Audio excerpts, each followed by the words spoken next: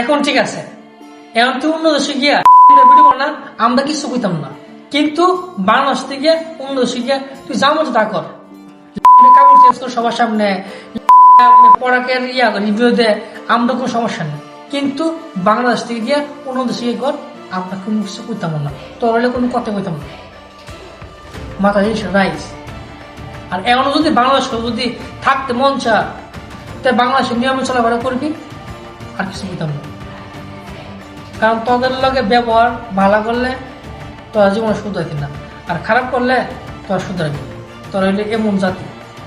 এমন সময় আছে, ভালো কিছু দিতে চাইলে ভালো কিছু দেয়, আদারওয়াইজ কোনো কিছু দেওয়ার দরকার নেই।